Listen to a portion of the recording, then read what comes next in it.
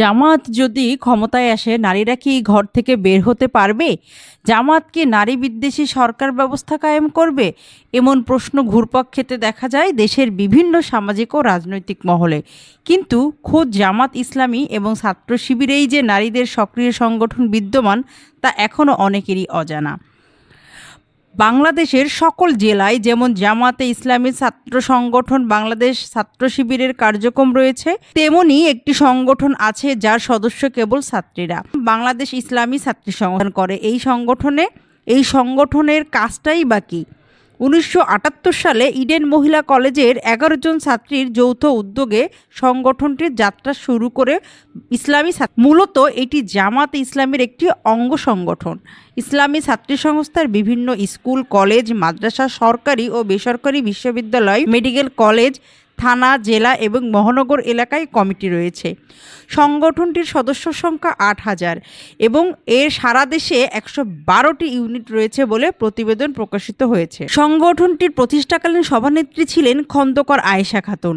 সাংগঠনিকভাবে এদের লক্ষ্য বাংলাদেশের ছাত্রী সমাজকে শরীয়ত অনুযায়ী গঠন করে তাদেরকে আদর্শ মুসলিম নারী হিসেবে গড়ে তোলা। বাংলাদেশ জামাতে ইসলামী এবং অন্যান্য অঙ্গ সংগঠনগুলোর মতো ছাত্রী সংস্থাকেও বিভিন্ন চাপের মুখে পড়তে হয় স্বৈরাচারী হাসিনা শাসনামলে। বিশেষ করে 2023 সালের পর থেকে আটক এবং রিমান্ড সহ বিভিন্ন শিক্ষা প্রতিষ্ঠান থেকে ছাত্রী সংস্থার সাথে সংশ্লিষ্ট ছাত্রীদেরকে বহিষ্কারের ঘটনা ঘটেছে।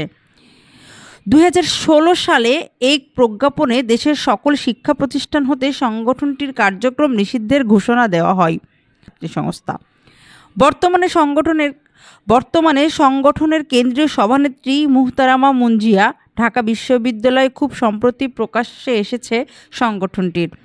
ইসলামী ছাত্রী সংস্থার ঢাকা বিশ্ববিদ্যালয় শাখার বর্তমান সভানেত্রী সাবিকুন নাহার তামান্না।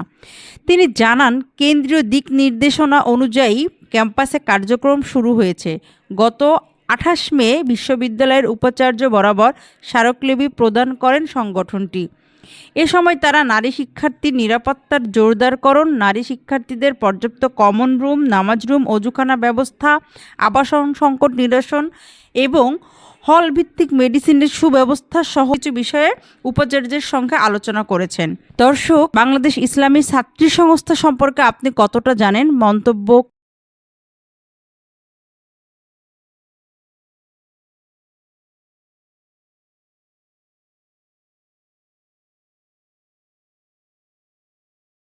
করুন কমেন্ট বক্সে, এবং এই চ্যানেলে নতুন হলে চ্যানেলটি সাবস্ক্রাইব করে